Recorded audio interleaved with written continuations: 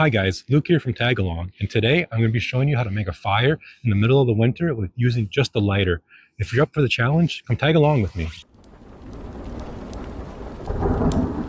So guys, as we all know, when it's the winter and it's really cold and wet, our best chance of finding natural tinder is making it ourselves from the wood from the inside of a dead standing tree. But without a knife to baton that wood down and a knife to make shavings, we're going to have to look for more natural tinder. So given that it's the winter and there's not a lot of tinder around, we're going to look to see what we can find, which mainly for me is going to be leaves or dry bark. But if that doesn't work out, don't worry, because I'm going to show you a few tricks on how to get some tinder that everybody should have on them. Hey guys, just a quick tip. If you do find yourself making your fire with a lighter, before you start the whole 30 to 60 minute process of gathering materials, and then you go to start your fire and you realize your lighter's frozen and doesn't want to ignite, take your lighter, put it close to your body in a pocket, or my favorite tip, put your lighter in your glove and just hold it in your palm. That way, when you go to start your fire, your lighter's nice and warm and you can start your fire right away. Okay, guys, as you can see, as you're walking, you can still find trees that have little bundles of dry leaves on them. And the nice thing about it is you can see at the top that the snow kind of collects on the top few leaves, but at the bottom it's kind of left alone. And it's nice because you may only get one or two dry leaves that kind of want to crumble in your hand from a pile like that.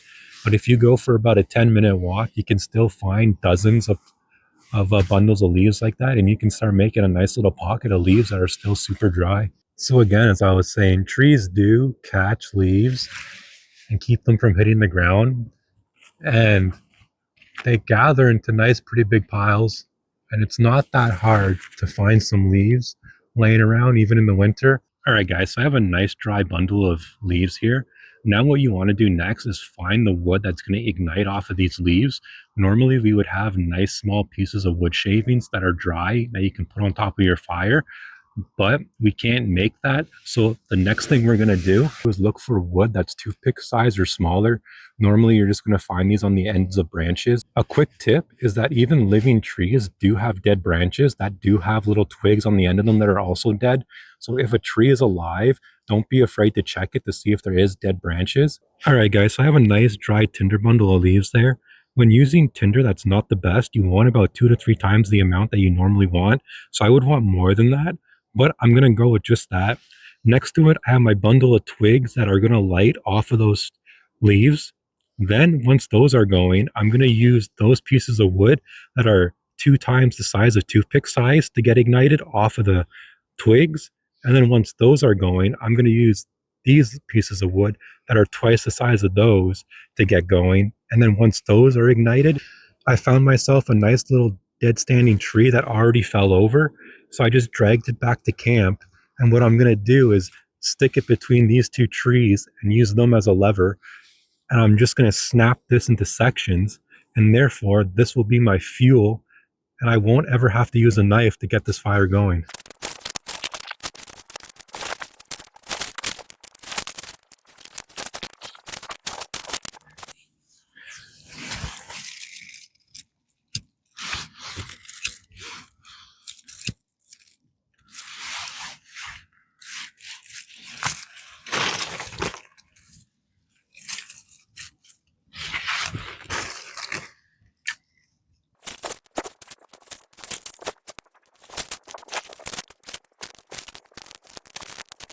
Hey guys, so I got this fire going nice and good. I only had it going for about a minute or two. You can definitely lose your fire still at this point, but it would be really easy to just keep feeding it wood at this point. But I'm going to let it die down because I do want to try a few things out and show you guys a few things. But before I get into that, I just want to mention the last step to making this fire was, even though I didn't have that much firewood, I still invested in making a platform to get my fire separated from the ground, because the ground is wet, it is cold, and it will suck heat from your fire. So no matter what situation you're in, if it's been raining or if it's the middle of winter, you want to make a platform and then put your fire on top of that platform. Not everybody might have a forest full of leaves in the middle of winter. So what I'm going to show you is a few tricks. We all know the best way to stay warm in the winter is by layering up. I have my merino wool base layer, and then I just throw a t-shirt on top. What I'm getting at is this little t-shirt really keeping you warm rather than your coat and your base layer? Probably not as much as you think. Now ask yourself, what's better? Would you rather have a nice big fire to cuddle up to and a whole shirt? Or would you rather cut off just a little square of your shirt and still have 95% of your shirt, but also have a huge fire to cuddle up to? I think if you can't find any Tinder, it's better to sacrifice a couple of squares of your shirt when you already have a base layer on and a coat to have a nice big fire rather than just having a full shirt. Everybody usually has a toque in the winter, and my toque is so long that it actually folds up almost right back to the top, to where if I was to just cut off this entire part around my hat would still cover my whole head with one layer, and I would just be losing this extra layer. So that's what we're going to test. We're going to test, can a little section of your sock be good enough to get a fire going? Can a little section of your t-shirt be good enough to get a fire going? And do you think it's worth it? In the comments, please let me know. All right, guys. So the first test I'm going to run is with the hat. I made a nice little quick platform, and I went and got some little small twigs again. I'm not going to try to turn this into a huge fire. I just want to see if you can get it going, if you can succeed.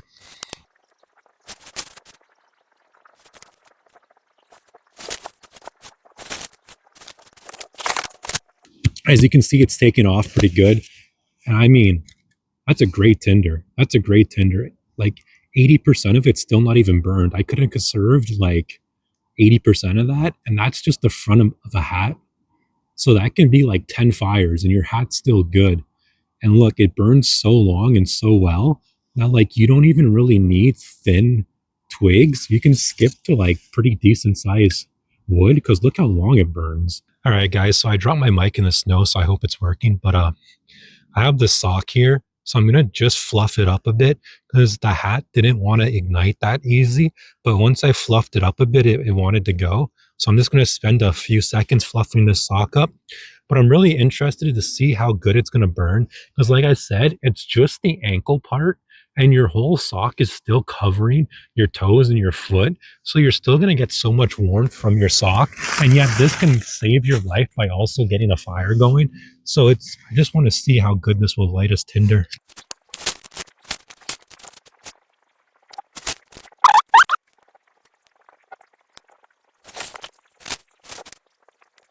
So it's struggling, but it's going. What I didn't do is I didn't fluff up the entire sock. If you did that, it would have made it 10 times better.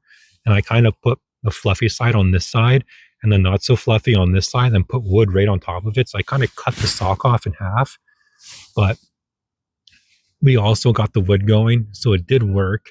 All right, guys. So with keeping up and looking at what you have on yourself to use as tinder, that's not keeping you as warm as you probably think. I've come to realize that I wear boxers and then I still wear my long johns, and my boxers might not be keeping me as warm as I really think.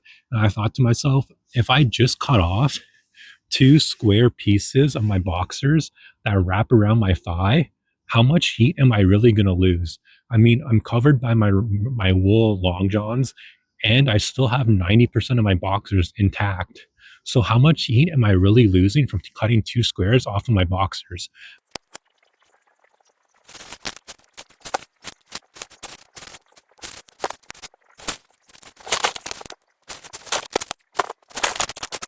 So as you guys can see, I'm not going to maintain this because I want to try a few other things, but it's safe to say if I had a nice big pile of twigs or anything like that, I can definitely use with the flame that I have here to grow this fire. So again, this is just using a few squares off of the thigh piece of your boxers. You still have 90% of your boxers left, plus your long johns, plus your pants. And yet this is going to give you a fire to keep you warm all night. So is it worth it to trade those few pieces of boxers to have a nice fire going that's going to heat your whole body? Yeah, it definitely is.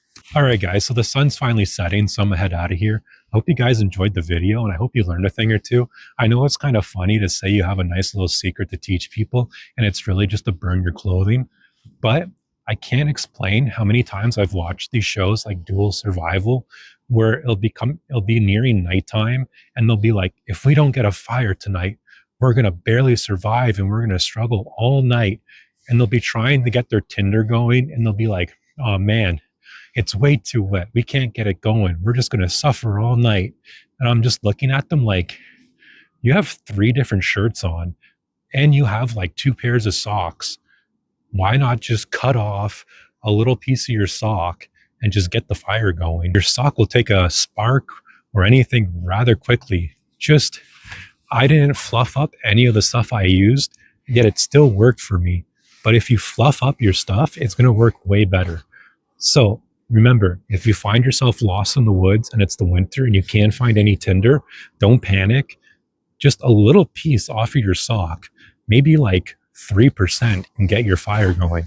I just cut off around the whole ankle, and yet that thing could have got me like 3 to 4 fires.